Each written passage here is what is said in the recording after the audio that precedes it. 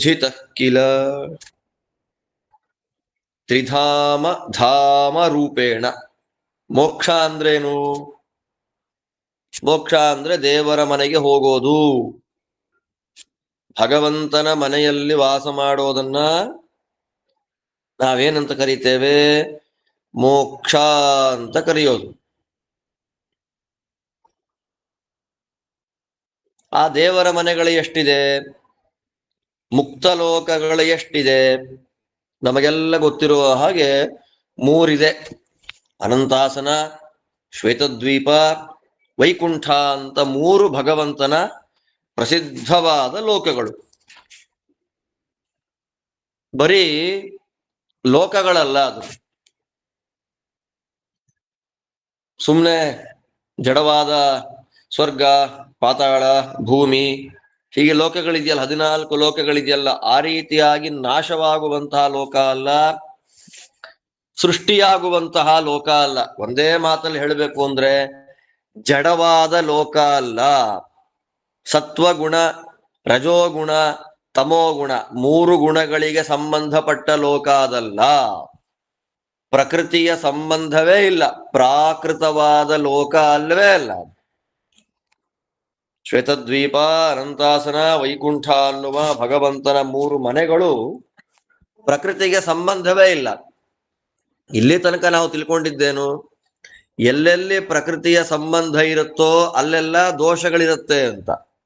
ಮುಕ್ತಿ ಅಂದ್ರೆ ಏನು? ದೋಷವೇ ಇಲ್ಲದೆ ಇರುವಂತಹ ಸ್ಥಳ,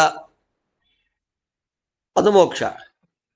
ಆದ್ದರಿಂದ ಅಂತಹ ಭಗವಂತನ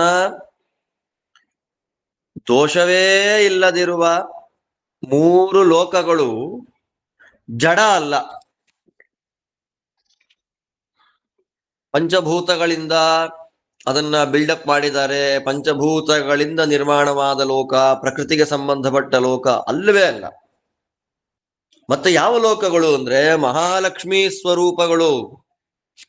ಅನಂತಾಸನ, ಶ್ವೇತದ್ವೀಪ, ವೈಕುಂಠ ಇದೆಲ್ಲ ಮಹಾಲಕ್ಷ್ಮೀ ಸ್ವರೂಪ.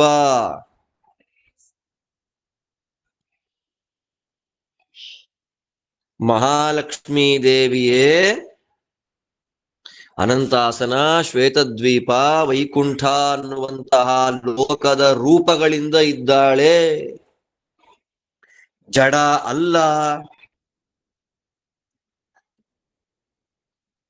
ಪ್ರಕೃತಿಗೆ ಸಂಬಂಧಪಟ್ಟಿಲ್ಲ. ಅಂದಮೇಲೆ ಆ ಲೋಕಗಳು ನಿತ್ಯ ಲೋಕಗಳಾಗಬೇಕು. ಪ್ರಕೃತಿಗೆ ಸಂಬಂಧಪಟ್ಟ ಲೋಕಗಳು ಅಂದ್ರೆ one fine day it will destroy, ಅದು ನಾಶ ಆಗಿಬಿಡುತ್ತೆ, ಅನಿತ್ಯ.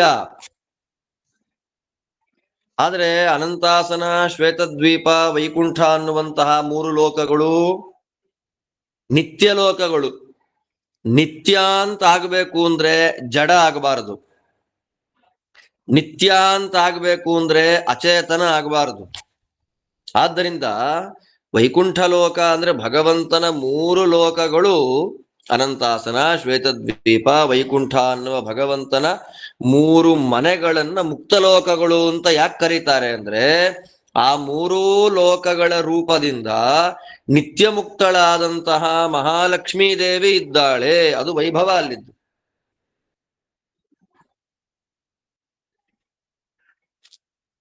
ಬೇರೆ ಇನ್ಯಾವ ಲೋಕಗಳಿಗೂ ಇಲ್ಲದೇ ಇರುವಂತಹ ವೈಭವ ಆ ಲೋಕಕ್ಕೆ. ಯಾಕೆ ಅಂದ್ರೆ ಆ ಮೂರೂ ಲೋಕಗಳ ರೂಪದಿಂದ ಮಹಾಲಕ್ಷ್ಮಿ ಇದ್ದಾಳೆ.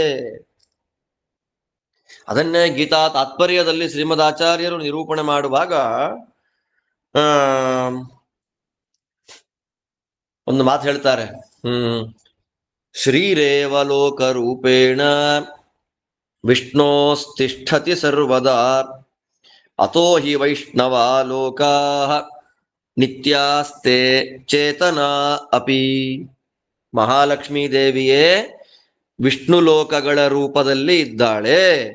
ಆದ್ದರಿಂದಲೇ ಭಗವಂತನ ಅನಂತಾಸನ, ಶ್ವೇತದ್ವೀಪ, ವೈಕುಂಠ ಅನ್ನುವಂತಹ ಮೂರು ಲೋಕಗಳು ನಿತ್ಯವೂ ಆಗಿದೆ, ಚೇತನವೂ ಆಗಿದೆ. ಜಡ ಅಲ್ಲ, ನಮ್ಗದನ್ನ ಕಲ್ಪನೆ ಮಾಡ್ಕೊಳಕ್ಕೆ ಆಗಲ್ಲ.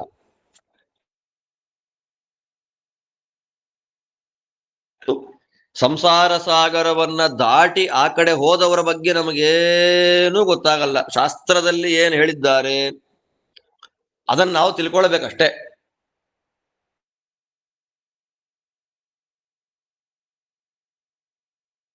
ಎಲ್ಲವೂ ಅಲ್ಲಿ ಒಂದು ಟೇಬಲ್ಲು, ಕುರ್ಚಿ, ಒಂದು ಗ್ಲಾಸು, ಒಂದು ತಂಬಿಗೆ, ಒಂದು ಬಿಂದಿಗೆ, ಎಲ್ಲವೂ ಲಕ್ಷ್ಮ್ಯಾತ್ಮಕವಾದದ್ದೇ. ಎಲ್ಲವೂ ಲಕ್ಷ್ಮೀ ಸ್ವರೂಪವೇ ವೈಕುಂಠದಲ್ಲಿ. ಅದನ್ನೇ ವಾದಿರಾಜರಂತಾರೆ, ಮೂರು ಲೋಕಗಳ ರೂಪದಿಂದ ಮಹಾಲಕ್ಷ್ಮೀ ದೇವಿಯೇ ಅಲ್ಲಿದ್ದಾಳೆ. ಎಲ್ಲ ಸಾತ್ವಿಕ ಜನಗಳು ಮೋಕ್ಷಕ್ಕೆ ಹೋಗ್ಬೇಕು, ಮುಕ್ತರಾಗಬೇಕು ಅಂತ ಅಪೇಕ್ಷೆ ಪಡ್ತಾರೆ. ಯಾಕೆ ಅಪೇಕ್ಷೆ ಪಡ್ತಾರೆ ಅಂದ್ರೆ ದೋಷ ಹೋಗತ್ತೆ ಅಂತ. ಯಾವ ವೈಕುಂಠಾದಿ ಲೋಕಗಳಿಗೆ ಪ್ರವೇಶ ಮಾಡಿದ್ರೆ ಹೋದ್ರೆ ನಮ್ಮ ದೋಷಗಳೆಲ್ಲ ಪರಿಹಾರವಾಗತ್ತೋ ಅಂತಹ ನೋಡಿ ವಾದಿರಾಜರು ಕೊಡುವ ಯುಕ್ತಿ ಎಷ್ಟು ಅದ್ಭುತವಾಗಿದೆ. ಲೋಕಗಳಿಗೆ ಹೋದ್ರೆ ದೋಷ ಪರಿಹಾರ ಆಗತ್ತೆ ಅಂದ ಮೇಲೆ ಆ ಲೋಕಗಳ ರೂಪಿಣಿಯಾದ ಮಹಾಲಕ್ಷ್ಮಿಗ್ ದೋಷ ಇರುತ್ತ. ಮುಕ್ತಿಯಲ್ಲಿ ಅಂದ್ರೆ ವೈಕುಂಠಾದಿ ಲೋಕಗಳಲ್ಲಿರುವಂತಹ ಮುಕ್ತ ಜೀವರಿಗೆ ದೋಷ ಇಲ್ಲ ಅಂದ್ಮೇಲೆ ಆ ಮುಕ್ತ ಲೋಕ ಸ್ವರೂಪಳಾದ ಮಹಾಲಕ್ಷ್ಮಿಗೆ ದೋಷ ಇದೆಯೇನ್ರಿ? ಪರಮಾದ್ಭುತವಾದ ಯುಕ್ತಿ ಇದು. ಅವ್ರ ಮನೆಗೆ ಹೋಗ್ಬಿಟ್ರೆ ಜ್ಞಾನ ಬರುತ್ತೆ ಅಂದ್ಮೇಲೆ ಅವ್ರಿಗೆ ಅಜ್ಞಾನ ಇದೆ ಅಂತ ಹೇಳಕ್ಕಾಗತ್ತ ನಾವು? ಅವರ ಮನೆಗೆ ಪ್ರವೇಶ ಮಾಡಿಬಿಟ್ರೆ ಜ್ಞಾನ ಬರುತ್ತೆ, ಭಕ್ತಿ ಬರುತ್ತೆ, ವೈರಾಗ್ಯ ಬರುತ್ತೆ ಅಂದ್ಮೇಲೆ ಆ ಮನೆಯಲ್ಲಿ ವಾಸ ಮಾಡೋರವರಿಗೆ, ಆ ಮನೆ ರೂಪದಲ್ಲಿರುವಂತವ್ರಿಗೆ ಸ್ವಲ್ಪ ದೋಷ ಇರಬಹುದೇನೋ? ಆ ಕಲ್ಪನೆಗೆ ಅವಕಾಶನೇ ಇಲ್ಲ. ಆ ವೈಕುಂಠಾದಿ ಲೋಕ ರೂಪಗಳಲ್ಲಿರುವವಳು ಮಹಾಲಕ್ಷ್ಮೀ ದೇವಿಯೇ. ಆದ್ದರಿಂದ ಅವಳು ದೋಷ ದೂರಳಾದ್ದರಿಂದ ಮಹಾಲಕ್ಷ್ಮೀ ದೇವಿಗೆ ಸ್ವಲ್ಪವೂ ದೋಷ ಇಲ್ಲ. ಆದ್ದರಿಂದ ಆ ಲೋಕಗಳಲ್ಲಿ ವಾಸ ಮಾಡುವ ಮುಕ್ತ ಜೀವರಿಗೂ ದೋಷ ಇಲ್ಲ. ಸ್ವಾಶ್ರಿತ ಭ್ರಮ ಭೇತ್ರೀಂ ತಾಂ ಭೇತ್ತುಂ ಕಸ್ತೆ ಅಸುರಃ ಕ್ಷಮಃ ನಯತ್ರ ಮಾಯಾ ಕಿಮುತಾ ಪರ ಇತ್ಯಾಹಯಾಂ ಶುಕಃ.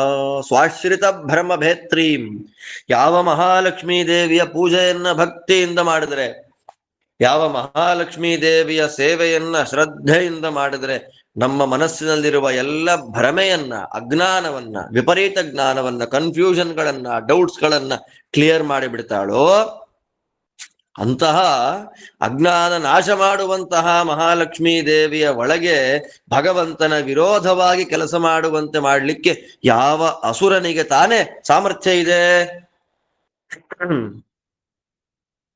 ಆದ್ದರಿಂದ ಮುಕ್ತಲೋಕ ಸ್ವರೂಪಿಣಿಯಾದ ಮಹಾಲಕ್ಷ್ಮೀ ದೇವಿಯನ್ನ ಆಶ್ರಯ ಮಾಡಿಕೊಂಡ್ರೆ, ಈ ಲೋಕದಲ್ಲಿ ನಾವು ಅಷ್ಟೇ, ಈಗ ಲಕ್ಷ್ಮೀ ಪೂಜೆಯನ್ನ ಭಕ್ತಿಯಿಂದ ಮಾಡಿದ್ರೆ, ಶ್ರಾವಣ ಮಾಸ ಬರ್ತಾ ಇದೆ, ಮಹಾಲಕ್ಷ್ಮೀ ದೇವಿಯ ಆರಾಧನೆ ದುಡ್ಡು ಜಾಸ್ತಿ ಆಗಲಿ ಅಂತ ಮಾಡೋದಲ್ಲ, ಅಜ್ಞಾನ ಪರಿಹಾರ ಆಗಲಿ ಅಂತ ಮಾಡಬೇಕು. ಸಂಶಯ ಪರಿಹಾರ ಆಗಲಿ, ವಿಪರೀತ ಜ್ಞಾನಗಳು ಹೋಗ್ಲಿ, ಭಗವಂತನ ವಿಷಯದಲ್ಲಿ ಯಥಾರ್ಥವಾದ ಜ್ಞಾನ ಬರಲಿ ಅಂತ ಲಕ್ಷ್ಮೀ ದೇವಿಯನ್ನು ನಾವು ಭಕ್ತಿಯಿಂದ ಪ್ರಾರ್ಥನೆ ಮಾಡಬೇಕು. ಹಾಗೆ ನಾವು ಪ್ರಾರ್ಥನೆ ಮಾಡಿದಾಗ ಮಾತ್ರ ನಿಜವಾದ ಲಕ್ಷ್ಮೀ ದೇವಿಯ ಅನುಗ್ರಹ. ಒಂದು ತಿಳ್ಕೊಂಬಿಡಿ, ಜ್ಞಾನ ಬಂತು ಅಂದ್ರೆ ಆ ಜ್ಞಾನವನ್ನ ಫಾಲೋ ಮಾಡ್ತಾ ಕೀರ್ತಿ, ಸಂಪತ್ತು, ಹಣ ಎಲ್ಲ ಬಂದ್ಬಿಡುತ್ತೆ. ಜ್ಞಾನವಿಲ್ಲದೆ ಬಂದ ಹಣ, ಅದರ ಜೊತೆಯಲ್ಲಿ ಭಯದ ಜೊತೆ ಬರುತ್ತೆ ಹಣ. ವಿತೌಟ್ ನಾಲೆಡ್ಜ್, ಜ್ಞಾನವಿಲ್ಲದೆ ಬಂದ ಹಣ ಅದು ಭಯವನ್ನ ಕೊಡುವ ಹಣ. ತತ್ವಜ್ಞಾನದ ಹಿಂದೆ ತತ್ವಜ್ಞಾನವನ್ನ ಫಾಲೋ ಮಾಡ್ಕೊಂಡು ಬಂದ ಹಣ ದೇವರ ಪ್ರಸಾದ. ಅದು ನಮಗೆ ಯಥಾರ್ಥವಾಗಿ ದೇವರ ಜ್ಞಾನವನ್ನ ಪಡಿಬೇಕಷ್ಟೆ. ಆ ಯಥಾರ್ಥವಾದ ಜ್ಞಾನ ಎಲ್ಲರಿಗೂ ಒಂದೇ ರೀತಿ ಬರಲ್ಲ, ಅವರವ್ರ ಯೋಗ್ಯತೆ ಬೇರೆ. ನಮ್ಮ ಜೀವ ಯೋಗ್ಯತೆ ಏನು ಅಂತ ನಮಗೇನು ಗೊತ್ತು? ಅದಕ್ಕೆ ಲಕ್ಷ್ಮೀ ಪೂಜೆ ಯಾಕೆ ಮಾಡಬೇಕು, ಮಹಾಲಕ್ಷ್ಮೀ ದೇವಿಯ ಪ್ರಾರ್ಥನೆ ಯಾಕೆ ಮಾಡಬೇಕು ಅಂದ್ರೆ ನಮ್ಮ ಸ್ವರೂಪ ಯೋಗ್ಯತೆಗೆ ನಿಯಾಮಕಳು ಮಹಾಲಕ್ಷ್ಮೀ ದೇವಿ. ನಮ್ಮ 106 ಸಲ ಹೇಳಿದ್ದೇನೆ ನಾನು ಪಾಠಗಳಲ್ಲಿ, ನೀವೆಲ್ಲ ಕೇಳೇ ಇದ್ದೀರಿ. ಮಹಾಲಕ್ಷ್ಮೀ ದೇವಿ ನಮ್ಮ ಸ್ವರೂಪ ಯೋಗ್ಯತೆಗೆ ನಿಯಾಮಕಳು. ಅಭಿಮಾನಿನಿ ಪೂರ್ವಪ್ರಜ್ಞಾ ಯೋಗ್ಯತಾ ಸ್ಯಾತ್ ರಮಾ ತದಭಿಮಾನಿನಿ ಅಂತ ಶ್ರೀಮದಾಚಾರ್ಯರ ವಾಕ್ಯ. ನಮ್ಮ ಅನಾದಿಯಾದ ನಮ್ಮ ಜೀವ ಸ್ವರೂಪ ಯೋಗ್ಯತೆಗೆ ಪೂರ್ವಪ್ರಜ್ಞಾ ಅಂತ ಹೆಸರು. ಅಂಥ ಪೂರ್ವಪ್ರಜ್ಞಾ ಅನ್ನುವ ಹೆಸರಿನಿಂದ ಕೂಡಿದ ಯೋಗ್ಯತೆಗೆ ಅಭಿಮಾನಿನಿ ನಿಯಾಮಕಳು ಮಹಾಲಕ್ಷ್ಮೀ ದೇವಿ. ಆದ್ದರಿಂದ ನನ್ನ ಯೋಗ್ಯತೆಗೆ ಎಷ್ಟು ಕೊಡಬೇಕು, ಎಷ್ಟು ಕೊಟ್ರೆ ಅವನಿಗೆ ಅದು ದಕ್ಕತ್ತೆ, ಉಳಿಯತ್ತೆ, ವಾಂತಿ ಆಗಲ್ಲ ಅನ್ನೋದು ಮಹಾಲಕ್ಷ್ಮೀ ದೇವಿಗೆ ಗೊತ್ತು. ಆದ್ದರಿಂದ ಜ್ಞಾನ ಆಗ್ಲಿ, ಹಣ ಆಗ್ಲಿ, ಕೀರ್ತಿ ಆಗ್ಲಿ, ಯಶಸ್ಸಾಗ್ಲಿ ಅವಳು ಎಷ್ಟು ಕೊಡ್ತಾಳೋ ಅಷ್ಟು ಮಾತ್ರ ಉಳಿಯುತ್ತೆ. ಅವಳು ಕೊಡ್ತಾ ಇದ್ದಾಳೆ ಅನ್ನೋ ಜ್ಞಾನವೇ ನಮಗಿಲ್ಲ. ನೋಡಿ, ವಾದಿರಾಜರ ಸರಸಭಾರತಿ ವಿಲಾಸದ ಪಾಠದ ಬ್ಯಾಕ್ಗ್ರೌಂಡ್ ನಲ್ಲಿ ಮಹಾಲಕ್ಷ್ಮೀ ದೇವಿನ ಹೇಗೆ ಪ್ರಾರ್ಥನೆ ಮಾಡಬೇಕು ಅಂತ ನಾವು ತಿಳ್ಕೊಂಡ್ಬಿಟ್ರೆ ಸಾಕು, ವಿಶೇಷವಾದ ಪುಣ್ಯ ಬರುತ್ತೆ ನಮಗೆ. ಆದ್ದರಿಂದ ಯಾವ ವೈಕುಂಠಾದಿ ಲೋಕಗಳಲ್ಲಿ ಪ್ರವೇಶ ಮಾಡಿಬಿಟ್ರೆ ಅಜ್ಞಾನ ದೂರ ಆಗಿಬಿಡುತ್ತೆ, ಅಂತಹ ಲೋಕಸ್ವರೂಪಿಣಿಯಾದ ಮಹಾಲಕ್ಷ್ಮೀ ದೇವಿಯ ಒಳಗೆ ಅಜ್ಞಾನವನ್ನು ತುಂಬಿಸಲಿಕ್ಕೆ, ದೇವರ ವಿರೋಧವಾಗಿ ಕೆಲಸ ಮಾಡಿಸಲಿಕ್ಕೆ ಯಾವ ದೈತ್ಯನಿಗೆ ತಾನೇ ಸಾಮರ್ಥ್ಯ ಇದೆ? ಅದಕ್ಕೋಸ್ಕರವೇ ಶುಕಾಚಾರ್ಯರು ಇತ್ಯಾಹ ಶುಕಃ ಅಂದ್ರು. ಭಾಗವತ ಪ್ರಮಾಣ ಕೊಟ್ಟರು. ದ್ವಿತೀಯ ಸ್ಕಂಧ 2ನೇ ಸ್ಕಂದ ಭಾಗವತದಲ್ಲಿ ಚತುರ್ಮುಖ ಬ್ರಹ್ಮದೇವರಿಗೆ ಭಗವಂತ ತನ್ನ ಲೋಕವನ್ನ ದರ್ಶನ ಮಾಡಿಸಿದ, ಅಂದ್ರೆ ಮುಕ್ತ ಲೋಕವನ್ನ ತೋರಿಸ್ದ ಅಂತ ಹೇಳುವಾಗ, ತಸ್ಮೈ ಸ್ವಲೋಕಂ ಭಗವಾನ್ ಸಭಾಜಿತಃ ಸಂದರ್ಶಯಾಮಾಸ ಪರನ್ನ ಯತ್ಪದಂ ವ್ಯಪೇತ ಸಂಕ್ಲೇಶ ವಿಮೋಹ ಸಾಧ್ವಸಂ ಸಂದೃಷ್ಟವದ್ಭಿಃ ವಿಬುಧೈರಭಿಷ್ಟುತಂ. ದೇವರು ತೋರಿಸ್ದ. ಚತುರ್ಮುಖ ಬ್ರಹ್ಮದೇವರು 100 ವರ್ಷ ತಪಸ್ಸು ಮಾಡ್ತಾರಲ್ಲ, ತಪಸ್ಸು ಮಾಡಿದ್ದಕ್ಕೆ ಬ್ರಹ್ಮದೇವರ ಮೇಲೆ ಸುಪ್ರೀತನಾಗಿ ಭಗವಂತ ತನ್ನ ಲೋಕ ದರ್ಶನ ಮಾಡಿಸ್ದ. ಎಂಥ ಲೋಕ ಅದು! ಪರನ್ನ ಯತ್ಪದಂ, ಯಾವ ಸ್ಥಾನಕ್ಕಿಂತಲೂ ದೊಡ್ಡ ಸ್ಥಾನ ಇನ್ನೊಂದು ಇಲ್ವೇ ಇಲ್ವೋ. ವೈಕುಂಠಕ್ಕಿಂತ ದೊಡ್ಡ ಲೋಕ ಒಂದಿದೆ ಅಂತ ಇಲ್ವೇ ಇಲ್ಲ. ಅಲ್ಲಿ ಸಂಕ್ಲೇಶ, ವಿಮೋಹ ಯಾವುದೂ ಇಲ್ಲ, ಕಷ್ಟ ಇಲ್ಲ, ಅಜ್ಞಾನ ಇಲ್ಲ, ಅಹಂಕಾರ ಇಲ್ಲ, ಭಯ ಇಲ್ಲ, ಇದ್ಯಾವ ದೋಷಗಳೂ ಇಲ್ಲದೆ ಇರುವಂತಹ ದೇವರನ್ನ ದರ್ಶನ ಮಾಡಿದ ಮಹಾನುಭಾವ ನಿತ್ಯ ದೇವರನ್ನ ಸ್ತೋತ್ರ ಮಾಡ್ತಾ ಇರತಕ್ಕಂತ, ಎಲ್ಲ ಹೋಗಬೇಕು ಅಂತ ಆಸೆ ಪಡುವಂತಹ ವೈಕುಂಠ ಲೋಕವನ್ನ ಭಗವಂತ ಬ್ರಹ್ಮದೇವಿಗೆ ತೋರಿದ. ನೋಡಿ, ಅಲ್ಲೇ ಶಾಶ್ವತ ಭ್ರಮಭೇರಿ. ವೈಕುಂಠ ಅಂದ್ರೆ ದೋಷ ಇಲ್ಲ, ಅಜ್ಞಾನ ಇಲ್ಲ, ಕಷ್ಟ ಇಲ್ಲ, ಅಹಂಕಾರ ಇಲ್ಲ, ಭಯ ಇಲ್ಲ, ಅಂಥ ಲೋಕ. ನವರ್ತತೆ ಯತ್ರ ರಜಸ್ತಮಸ್ತಯೋ ಸತ್ವಂಚ ಮಿಶ್ರಂ ನಚ ಕಾಲ ವಿಕ್ರಮ ನಯತ್ರ ಮಾಯಾ ಕಿಮುತಾ ಪರೇ ಹರೇ ಅನುವ್ರತ ಯತ್ರ ಸುರಾಸುರಾರ್ಚಿತಾ. ಎಂಥ ಲೋಕ ಅದು! ನವರ್ತತೆ ಯತ್ರ ರಜಸ್ತಮಸ್ತಯೋ ಸತ್ವಂ. ಸತ್ವ, ರಜಸ್ಸು, ತಮಸ್ಸು ಅನ್ನುವ ತ್ರಿಗುಣಗಳಿಲ್ಲ, ತ್ರಿಗುಣಗಳ ಮಿಕ್ಸ್ಚರ್, ವಿಕಾರ ಇಲ್ಲ, ಕಾಲ ಇಲ್ಲ. ಅಯ್ಯೋ ಬೆಳಗ್ಗೆ ಆಗೋಯ್ತು, ರಾತ್ರಿ ಆಗೋಯ್ತು, 6 ತಿಂಗಳಾಯ್ತು, ಯಾವುದಿಲ್ಲ. ಮಾಯಾ ತ್ರಿಗುಣಾತ್ಮಕವಾಗಿ ಸತ್ವರಜಸ್ತಮೋ ಗುಣಗಳಿಂದ ನಮ್ಮನ್ನ ಸಂಸಾರದಲ್ಲಿ ಕಟ್ಟಿ ಹಾಕುವಂತಹ ಮಾಯೆ, ಬಂಧನ, ಪ್ರಕೃತಿ ಇಲ್ಲವೇ ಇಲ್ಲ. ಮಾಯಾನೇ ಇಲ್ಲ, ಬಂಧನವೇ ಇಲ್ಲ ಅಂದ್ಮೇಲೆ ದೋಷ ಎಲ್ಲಿಂದ ಬರಬೇಕು? ಅಂಥ ಲೋಕ ವೈಕುಂಠ ಲೋಕ ಅದು. ಶುಕಾಚಾರ್ಯರು ದ್ವಿತೀಯ ಸ್ಕಂದ ಭಾಗವತದಲ್ಲಿ ವೈಕುಂಠ ವರ್ಣನೆಯನ್ನ ಮಾಡುವಾಗ ದೋಷವೇ ಇಲ್ಲದ ಲೋಕ ಅಂತ ಹೇಳ್ತಾರೆ. ಯಾಕೆ ಅಂದ್ರೆ ವಾದಿರಾಜ ಸ್ವಾಮಿ ಹೇಳ್ತಾರೆ, ಯಾಕೆ ವೈಕುಂಠ ಲೋಕದಲ್ಲಿ ದೋಷ ಇಲ್ಲ ಅಂದ್ರೆ, ವೈಕುಂಠ ಲೋಕ ರೂಪಿಣಿಯಾಗಿ ಲಕ್ಷ್ಮಿ ಇದ್ದಾಳೆ, ನಿತ್ಯ ದೋಷ ಇಲ್ಲ. ಅಂಥ ಮಹಾಲಕ್ಷ್ಮೀ ದೇವಿಯನ್ನ ದೇವರ ವಿರೋಧವಾಗಿ ನಡೆಸಲಿಕ್ಕೆ ಯಾರಿಗಾದ್ರೂ ಸಾಧ್ಯ ಇಲ್ಲ. ಅದಕ್ಕೆ ಶುಕಾಚಾರ್ಯರು ಸ್ಪಷ್ಟ ಹೇಳಿದ್ದು ದೋಷವಿಲ್ಲದ ಲೋಕ. ಯಾಕೆ ಅಂದ್ರೆ ದೋಷ ದೂರಳಾದ ಮಹಾಲಕ್ಷ್ಮೀ ಸ್ವರೂಪ ಅದು. ಅಕುಂಠ ವೈಕುಂಠ ಲೋಕ ರೂಪ ಸಾ ಕ್ವತೆ ಭ್ರಮಃ ಭರ್ತುರಂಗಂ ಸಮಾಲಿಂಗ್ಯ ಭೂಷಣಾದ್ಯಾತ್ಮನ ಸದಾ ಯಾಮೋದತೆ ರಮಾದೇವಿ ಸಮನೇತಿ ವದಂತಿಯ ಅಸುರಾರೇರ್ ಹರೇ ಪತ್ನಿ ಲಕ್ಷ್ಮೀ ಶುದ್ಧತಮೈವ ಹಿ. ತುಂಬಾ ಚೆನ್ನಾಗಿ ಸ್ತೋತ್ರ ಮಾಡ್ತಾರೆ ರಾಜರು. ಅಕುಂಠ ವೈಕುಂಠ ಲೋಕರೂಪಾಸ. ಆ ಮಹಾಲಕ್ಷ್ಮಿ ಎಂಥವಳು ಅಂದ್ರೆ ಅಕುಂಠ ವೈಕುಂಠ ಲೋಕರೂಪ. ಕುಂಠಿತವಾಯಿತು ಅಂತಾರೆ, ವಿಕಾರ ಆಯ್ತು, ಹಾಳಾಯ್ತು, ಕಡಿಮೆ ಆಯ್ತು, ಇಲ್ಲವೇ ಇಲ್ಲ. ವೈಕುಂಠ ಲೋಕದಲ್ಲಿ ಯಾವುದೇ ವಿಕಾರಗಳಿಲ್ಲ. ವೈಕುಂಠ ಲೋಕದಲ್ಲಿ ಕಡಿಮೆ ಆಯ್ತು, ನಿಂತು ಹೋಯ್ತು, ಸ್ಟಾಪ್ ಆಯ್ತು ಅಂತ ಇಲ್ಲ. ಅಂತಹ ಯಾವುದೇ ವಿಕಾರ, ಯಾವುದೇ ದೋಷ, ಯಾವುದೇ ತೊಂದರೆ ಇಲ್ಲದೆ ಇರುವಂತಹ ವೈಕುಂಠ ಮಹಾಲಕ್ಷ್ಮೀ ದೇವಿಯ ರೂಪ. ಆ ವೈಕುಂಠ ರೂಪದಲ್ಲಿ ಮಹಾಲಕ್ಷ್ಮಿ ಇದ್ದಾಳೆ. ಅಂತಹ ವೈಕುಂಠ ಸ್ವರೂಪಿಣಿಯಾದ ಮಹಾಲಕ್ಷ್ಮಿಯಲ್ಲಿ ನಿನ್ನ ಭ್ರಮೆ, ಲಕ್ಷ್ಮೀ ದೇವಿಯನ್ನ ದೋಷ ಹೇಳ್ತೀನಿ ಅಂತ ಹೇಳ್ತಾ ಇದ್ದಿಲ್ಲ, ಅಂತ ನಿನ್ನ ಭ್ರಮೆಯಲ್ಲಿ ಹುಚ್ಚ ಅಂತಾರೆ ವಾದಿರಾಜರು ಪೂರ್ವ ಪಕ್ಷಿಗೆ. ಅಲ್ವೋ, ಲಕ್ಷ್ಮೀ ದೇವಿಯಲ್ಲೋ ಅಜ್ಞಾನಾದಿ ಸಮಸ್ತ ದೋಷ ದೂರಳಾದ ಮಹಾಲಕ್ಷ್ಮಿ ವೈಕುಂಠ ರೂಪದಲ್ಲಿದ್ದಾಳೆ. ಅವಳಿಯಲ್ಲಿ ಅಂಥ ಮಹಾಲಕ್ಷ್ಮಿಯನ್ನ ಅಜ್ಞಾನಿ ದೋಷಯುಕ್ತಳು ಅಂತ ಹೇಳುವಂತಹ ದೇವತೆಗಳ ದೋಷವನ್ನ ಹೇಳುವ, ದೇವತೆಗಳ ನಿಂದೆ ಮಾಡತಕ್ಕ ನೀನಲ್ಲಿ, ನಿನ್ನ ಭ್ರಮೆಯಲ್ಲಿ ನಿತ್ಯಳು ಮಹಾಲಕ್ಷ್ಮಿ ಭಗವಂತನಂತೆ ಚೇತನ ಸ್ವರೂಪಳು ಅಲ್ವಾ. ಲಕ್ಷ್ಮಿ ಸ್ವರೂಪ ಜಡ, ಲಕ್ಷ್ಮಿ ಜಡ ಅಲ್ವಲ್ಲ. ಲಕ್ಷ್ಮಿ ಜಡ ಅಲ್ಲ, ಲಕ್ಷ್ಮಿ ಅನಿತ್ಯ ಅಲ್ಲ ಅಂದಮೇಲೆ ಆ ಲಕ್ಷ್ಮಿಯೇ ಯಾವ ರೂಪದಲ್ಲಿದ್ದಾಳೋ, ಅನಂತಾಸನ, ಶ್ವೇತದ್ವೀಪ, ವೈಕುಂಠ ಅನ್ನೋದು ಅನಿತ್ಯವಲ್ಲ, ಅದು ನಿತ್ಯ. ಅದು ಜಡ ಅಲ್ಲ, ಅದು ಚೇತನ.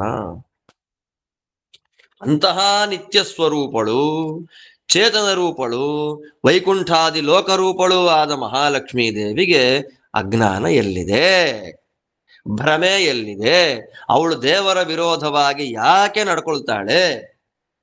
ಅಷ್ಟು ಮಾತ್ರ ಅಲ್ಲ, ಮಹಾಲಕ್ಷ್ಮೀ ದೇವಿ ಅಕೇಶನಲ್ಲಿ ದೇವರನ್ನ ಅಪ್ಪಿಕೊಳ್ಳೋದಲ್ಲ, ದೇವರನ್ನ ಗಟ್ಟಿಯಾಗಿ ತಬ್ಬಿಕೊಳ್ತಾಳೆ, ಅಪ್ಪಿಕೊಳ್ತಾಳೆ, ಆಲಿಂಗನವನ್ನ ಮಾಡ್ತಾಳೆ.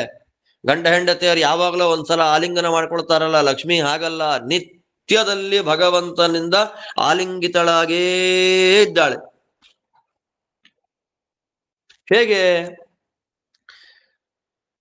ಭೂಷಣಾಧ್ಯಾತ್ಮನ, ಭಗವಂತ ಧರಿಸುವಂತಹ ಕಿರೀಟದಿಂದ ಆರಂಭ ಮಾಡಿಕೊಂಡು ಎಲ್ಲ ಆಭರಣಗಳು ಮಹಾಲಕ್ಷ್ಮೀ ದೇವಿಯೇ. ಭಗವಂತ ಉಟ್ಕೊಳ್ಳುವಂತ ವಸ್ತ್ರ, ಅವನು ಹಾಕೊಳ್ಳುವಂತ ಬಳೆ, ಹಾಕೊಳ್ಳುವಂತ ಉಂಗುರ, ಹಾರಗಳು, ಕವಚಗಳು, ಕುಂಡಲಗಳು, ಗೆಜ್ಜೆಗಳು, ಕಾಲುಂಗುರಗಳು, ಸರಗಳು, ಕಿರೀಟಗಳು, ದೇವರು ಯಾವ ಯಾವ ಆಭರಣಗಳನ್ನ, ವಸ್ತ್ರಗಳನ್ನ ಹಾಕಿ ಉಡ್ತಾನೆ ಅದೆಲ್ಲವೂ ಲಕ್ಷ್ಮೀ ಸ್ವರೂಪ. ಅಂದ್ರೆ ವಸ್ತ್ರ ರೂಪದಿಂದ, ಆಭರಣ ರೂಪದಿಂದ ತಾನೇ ಭಗವಂತನ ಸೇವೆ ಮಾಡ್ತಾ ಒಂದು ಕ್ಷಣವೂ ದೇವರನ್ನ ಬಿಡದೆ ಗಟ್ಟಿಯಾಗಿ ಆಲಿಂಗ. ನೋಡಿ, ಶ್ರೀಭೂರು ದುರ್ಗಾ ರೂಪದಿಂದ ಅಪ್ಪಿಕೊಂಡಿರೋದು ಬೇರೆ, ಶ್ರೀವತ್ಸ ಭಗವಂತನ ವಕ್ಷಸ್ಥಳದಲ್ಲಿ ವಾಸ ಮಾಡೋದು ಬೇರೆ, ತೊಡೆ ಮೇಲೆ ಕೂತಿರೋದು ಬೇರೆ, ಆಭರಣಗಳಿಂದ ಭಗವಂತನನ್ನ ಆಲಿಂಗನ ಮಾಡ್ಕೊಂಡಿರೋದು ಬೇರೆ. ನೋಡಿ ಅವಳ ವೈಭವ. ಅದೆಲ್ಲ ಬಿಟ್ಟು ಆಭರಣ ರೂಪದಿಂದ, ವಸ್ತ್ರ ರೂಪದಿಂದ ಯಾವಾಗಲೂ ಭಗವಂತನ ಮೈಯನ್ನ ಗಟ್ಟಿಯಾಗಿ ಆಲಿಂಗನ ಮಾಡ್ಕೊಂಡು ಅಪ್ಪಿಕೊಂಡಿದ್ದಾಳಲ್ಲ, ಆನಂದ ಪಡ್ತಾ ಇದ್ದಾಳಲ್ಲ. ಯಾ ಮೋದತೆ ರಮಾದೇವಿ, ಯಾವಾಗಲೂ ಅದು ಇವತ್ತು ನಾಳೆ ಅಲ್ಲ. ಭಗವಂತನಿಗೆ ಸ್ನಾನ ಮಾಡ್ಬೇಕಾದ್ದಿಲ್ಲ. ಅಯ್ಯೋ ಬೆಳಗ್ಗೆ ಆಗೋಯ್ತಪ್ಪ, ಬ್ರಷ್ ಮಾಡಿ ಸ್ನಾನ ಮಾಡಿ, ದೇವ್ರಿಗಿದೆಯಾ ಅದೆಲ್ಲ? ನಚ ಕಾಲ ವಿಕ್ರಮ, ವೈಕುಂಠ ಲೋಕದಲ್ಲಿ ಕಾಲವೇ ಇಲ್ಲ, ಕಾಲ ಸ್ಟಾಪ್ ಆಗಿ ಹೋಗಿದೆ ಅಲ್ಲಿ. ವೈಕುಂಠ ಲೋಕದಲ್ಲಿ ಅಂದ್ರೆ ಮುಕ್ತ ಲೋಕದಲ್ಲಿ ವಾಸ ಮಾಡುವ ಮುಕ್ತರಿಗೆ ಕಾಲದ ಬಂಧನ. ಬೆಳಗ್ಗೆ ಆಯ್ತು, ಸಾಯಂಕಾಲ ಆಯ್ತು, ಮಧ್ಯಾಹ್ನ ಊಟ ಮಾಡಬೇಕು, ಸಾಯಂಕಾಲ ಕಾಫಿ ಕುಡಿಬೇಕು, ಬೆಳಗ್ಗೆ ಟಿಫನ್ ಮಾಡಬೇಕು, ಯಾವುದಿಲ್ಲ ಅಂದಮೇಲೆ ಲಕ್ಷ್ಮೀನಾರಾಯಣರಿಗೆ ಯಾವ ಕಾಲ ಬಂಧನ? ಆದ್ದರಿಂದ ಅನಾದಿಯಿಂದ ಅನಂತ ಕಾಲಗಳವರೆಗೂ ಆಭರಣ ವಸ್ತ್ರ ರೂಪದಿಂದ ಮಹಾಲಕ್ಷ್ಮೀ ದೇವಿ ದೇವರನ್ನ ಗಟ್ಟಿಯಾಗಿ ಅಪ್ಕೊಂಡಿದ್ದಾಳೆ. ಅವಳಿಗೆ ಅಜ್ಞಾನ ಹೇಳಕ್ಕಾಗತ್ತ? ಅದಕ್ಕೆ ಮಹಾಲಕ್ಷ್ಮೀ ದೇವಿಯನ್ನ ವೇದವ್ಯಾಸರು ಸಮನ ತುಂಬಾ ದೊಡ್ಡ ಪದ ಇದು. ಯಾರಾದ್ರೂ ಹೆಣ್ಣು ಮಕ್ಕಳಿಗೆ ಸಮನ ಅಂತ ಹೆಸರಿಟ್ರೆ ಕೈ ಮುಗಿಬೇಕು, ಅಷ್ಟು ದೊಡ್ಡ ಹೆಸರು.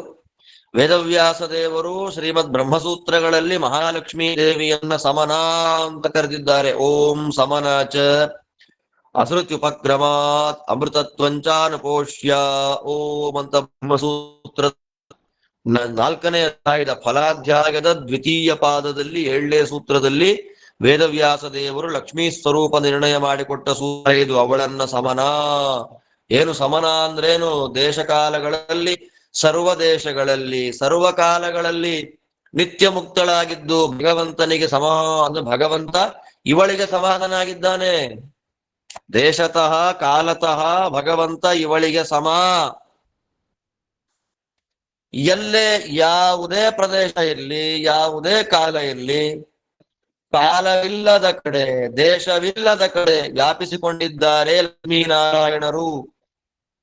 ಇಂಥ ದೈತ್ಯರುಗಳ ವ್ಯಾಪ್ತಿ ಎಲ್ಲಿ ಬರುತ್ತೆ ಅವ್ರಿಗೆ? ಎಲ್ಲಿ? ಅಂಥ ಅಪ್ರಾಕೃತವಾದ ಜಾಗಗಳಲ್ಲಿ, ಅಪ್ರಾಕೃತವಾದ ಸ್ಥಳಗಳಲ್ಲಿ ಯಾವ ಅಸುರನಿಗೆ ಪ್ರವೇಶ ಇದೆ? ಯಾವ ದೈತ್ಯ ಪ್ರವೇಶ ಮಾಡ್ತಾನೆ ಲಕ್ಷ್ಮೀದೇವಿಯ ಮನಸ್ಸನ್ನ ಹಾಳು ಮಾಡ್ಲಿಕ್ಕೆ? ಅದಕ್ಕೋಸ್ಕರವೇ ವೇದವ್ಯಾಸ ದೇವರು ಸಮನಾಚ ಅಸುತಿಪಕ್ರಮಾದ ಅಮೃತತ್ವಂಚಾನಪೋಷ್ಯ ಅನ್ನುವ ಸೂತ್ರದಲ್ಲಿ ಲಕ್ಷ್ಮೀ ದೇವಿಯ ಸ್ವರೂಪ ನಿರ್ಣಯ ಮಾಡಿದ್ದು. ದೇವರು ಹೇಗೆ ಸರ್ವ ಕಾಲಗಳಲ್ಲಿ ವ್ಯಾಪ್ತನಾಗಿದ್ದಾನೋ ಹಾಗೆ ದೇವರ ಜೊತೆಯಲ್ಲೇ ಮಹಾಲಕ್ಷ್ಮಿಯು ಸರ್ವ ದೇಶ ಕಾಲಗಳಲ್ಲಿ ವ್ಯಾಪ್ತಳಾಗಿದ್ದಾಳೆ, ನಿತ್ಯ ಮುಕ್ತಳಾಗಿದ್ದಾಳೆ. ಯಾವಾಗಲೋ ಒಂದ್ಸಲ ಸಂಸಾರ ಬದ್ಧಳಾಗಿದ್ದು ನಮ್ಮಂತೆ ದೇವರ ಉಪಾಸನೆ ಮಾಡಿ ದೇವರ ಅನುಗ್ರಹದಿಂದ ಮುಕ್ತಿ ಹೊಂದಿ ದೇವರನ್ನ ಮದುವೆ ಆಗಿದ್ದಲ್ಲ ಅವಳು. ಅನಾದ್ಯನಂತ ಕಾಲಗಳಿಂದ ದೇವರು ಎಲ್ಲೆಲ್ಲಿದ್ದಾನೆ ಅಲ್ಲಲ್ಲಿ ಲಕ್ಷ್ಮಿ ಇದ್ದಾಳೆ. ಅತ್ಯಂತರಂಗಂ ಯತ್ತಸ್ಮಾನ್ ಹರೇ ಪೃತಗೀರಿತ ಶ್ರೀ ಸ್ವರೂಪ ಭೇದೇಪಿ ಅಂತ ಆಚಾರ್ಯದೊಂದು ಮಾತು. ಅತ್ಯಂತರಂಗಂ, ಭಗವಂತನಿಗೆ ಅತೀ ಅಂತರಂಗ ಅಂದ್ರೆ ವಾಯುದೇವರು ಬ್ರಹ್ಮದೇವರು. ಅವರಿಗಿಂತಲೂ ಅತಿ ಅಂತರಂಗ, ಅತೀ ಏಕಾಂತದಲ್ಲಿ ಬೇಕಾದವಳು ಅಂದ್ರೆ ಮಹಾಲಕ್ಷ್ಮಿ. ಆದ್ದರಿಂದ ಶಾಸ್ತ್ರಗಳಲ್ಲಿ ಒಂದೊಂದು ಕಡೆ ಲಕ್ಷ್ಮೀನಾರಾಯಣರಿಬ್ಬರೂ ಕೂಡ ಬೇರೆ ಬೇರೆ ಆಗಿದ್ರೂ ಕೂಡ ಲಕ್ಷ್ಮೀನಾರಾಯಣರಿಬ್ಬರನ್ನ ಒಂದೇ ಅನ್ನುವಂತೆ ಪ್ರತಿಪಾದನೆ ಮಾಡ್ತಾರೆ. ನಹರೇ ಪೃಥಗೀರಿತ, ಲಕ್ಷ್ಮಿ ಬೇರೆ ಅಲ್ಲ, ನಾರಾಯಣ ಬೇರೆ ಅಲ್ಲ ಅನ್ನೋ ತರ ಶಾಸ್ತ್ರಗಳಲ್ಲಿ ಮಾತಾಡ್ಬಿಡ್ತಾರೆ. ಯಾಕೆ ಅಂತಂದ್ರೆ ಭಗವಂತನಿಗೆ ಅಷ್ಟು ಅಂತರಂಗದವಳು ಲಕ್ಷ್ಮೀದೇವಿ. ಪ್ರಳಯ ಕಾಲದಲ್ಲೂ ನಾಶ ಇಲ್ಲ. ಆದ್ದರಿಂದ ಅವಳಿಗೆ ಸಮನ, ದೇಶತಃ ಕಾಲತಃ ಸಮಃ ನ ಪರಮಪುರುಷ ಯಸ್ಯಾಹ ಸಾ ಸಮನ. ಸಮನ ಅನ್ನುವ ಪದಕ್ಕೆ ಲಕ್ಷ್ಮಿ ಹೆಸರಿಗೆ ಅರ್ಥ ಏನು ಗೊತ್ತಾ? ದೇಶತಃ ಕಾಲತಃ ಸರ್ವೋತ್ತಮನಾದ ನಾರಾಯಣ ಯಾವ ಮಹಾಲಕ್ಷ್ಮೀ ದೇವಿಗೆ ಸಮನಾಗಿದ್ದಾನೋ, ಲಕ್ಷ್ಮೀ ನಾರಾಯಣನಿಗೆ ಸಮ ಅಲ್ಲ, ನಾರಾಯಣ ಲಕ್ಷ್ಮಿಗೆ ಸಮ. ಅಂದ್ರೆ ತನ್ನ ಸಮಳನ್ನಾಗಿ ಇಟ್ಕೊಂಡಿದ್ದಾನೆ ದೇವರು ದೇಶತಃ ಕಾಲತಃ. ಅಂಥ ಸಮನಾದೇವಿ ನಾನಾ ಆಭರಣ ರೂಪದಿಂದ, ವಸ್ತ್ರ ರೂಪದಿಂದ, ಲೋಕ ರೂಪದಿಂದ ಯಾವಾಗಲೂ ದೇವರ ಜೊತೆಯಲ್ಲೇ ಇರುವ ಮಹಾದೇವಿ. ಸಕಲ ದೋಷ ಸ್ವರೂಪರಾಗಿರತಕ್ಕ ಅಸುರರನ್ನ ಕಾಲ ಕಾಲದಲ್ಲಿ ನಾನಾವತಾರಗಳನ್ನ ಮಾಡಿ ಸಂಹಾರ ಮಾಡುವ ಶ್ರೀಹರಿಯ ಹೆಂಡತಿ. ಅವಳಲ್ಲಿ ದೋಷ ಹೇಳಕ್ಕಾಗತ್ತಾ? ಜಗನ್ಮಾತ. ರಾಜರಂತಾರೆ ಶುದ್ಧ ತಮೈವ ಹಿ ಅಸುರಾರೇರ್ ಹರೇಃ ಪತ್ನಿ ಲಕ್ಷ್ಮೀ ಶುದ್ಧತಮಾ ಏವ ಹಿ. ಎಲ್ಲ ಯುಕ್ತಿಗಳಿಂದ, ಎಲ್ಲ ಕಾರಣಗಳಿಂದ ಮಹಾಲಕ್ಷ್ಮೀ ದೇವಿ ಶುದ್ಧತಮಳು, ದೇವರ ವಿಷಯದಲ್ಲಿ ಪರಿಶುದ್ಧ ಸ್ವರೂಪಳು. ಆದ್ದರಿಂದ ಮಹಾಲಕ್ಷ್ಮೀ ದೇವಿ ಅಶುದ್ಧಳು, ದೋಷಿ, ದುಃಖ ಇದೆ ಅನ್ನೋ ಯಾವ ಪ್ರಮೇಯಗಳಿಗೂ ಅವಕಾಶ ಅಂತನ್ನೋದೇ ಇಲ್ಲ. ಪರಮಶುದ್ಧ ಸ್ವರೂಪಳಾಗಿ ನಿಂತಿರತಕ್ಕಂಥವಳು ಮಹಾಲಕ್ಷ್ಮಿ ಪರಶುಕ್ಲಳು ಅನ್ನುವ ತತ್ವವನ್ನ ವಾದಿರಾಜರು ಇಲ್ಲಿ ಸಮರ್ಥನೆ ಮಾಡಿಕೊಡ್ತಾರೆ. ಅಲ್ಲಿಂದ ಇನ್ನೂ ಅನೇಕ ಯುಕ್ತಿಗಳನ್ನ ಇಲ್ಲೇ ಹೇಳ್ತಾರೆ. ಆ ಎಲ್ಲ ಯುಕ್ತಿಗಳನ್ನ ಮತ್ತೆ ನಾಳೆಯ ಪಾಠದಲ್ಲಿ ಅನುಸಂಧಾನವನ್ನ ಮಾಡೋಣ ಅಂತ ಹೇಳ್ತಾ ರಾಘವೇಂದ್ರ ಸ್ವಾಮಿಗಳ ದಿವ್ಯ ಸನ್ನಿಧಾನದಲ್ಲಿ ಎಲ್ಲ ಇಲ್ಲಿ ವೃಂದಾವನದ ಹಿಂಭಾಗದಲ್ಲೇ ಕೂತ್ಕೊಂಡಿದ್ದೀನಿ ಇವಾಗ. ಅಲ್ಲೇ ರಾಯರ ಸನ್ನಿಧಾನದಲ್ಲೇ ವಾದಿರಾಜ ಸ್ವಾಮಿಗಳವರ ಗ್ರಂಥ ಲಕ್ಷ್ಮೀ ಸ್ವರೂಪ ನಿರ್ಣಯವನ್ನ ಚೆನ್ನಾಗಿ ಮಾಡಿಕೊಂಡದ್ದು ಗುರುಗಳ ಅನುಗ್ರಹ. ಅಂತಹ ಗುರುವನುಗ್ರಹ ನಮ್ಮೆಲ್ಲರ ಮೇಲೆ ನಿರಂತರವಾಗಿರ್ಲಿ ಅಂತ ಪ್ರಾರ್ಥನೆ ಮಾಡ್ತಾ, ಏನಾದ್ರೂ ಡೌಟ್ಸ್ಗಳಿದ್ರೆ ವಾಟ್ಸಪ್ ಅಲ್ಲಾದ್ರೂ ಕೇಳ್ಬೋದು, ಇಲ್ಲ ಕೇಳ್ಬಹುದು, ಗೊತ್ತಿದ್ರೆ ಕ್ಲಿಯರ್ ಮಾಡುವಂತಹ ಪ್ರಯತ್ನ ಮಾಡ್ತೀನಿ ಅಂತ ಹೇಳ್ತಾ ನಿಮ್ಮೆಲ್ಲರಿಗೂ ಭಗವಂತ ಒಳ್ಳೆಯದು ಮಾಡಲಿ. ಶ್ರೀಕೃಷ್ಣಾರ್ಪಣಮಸ್ತು.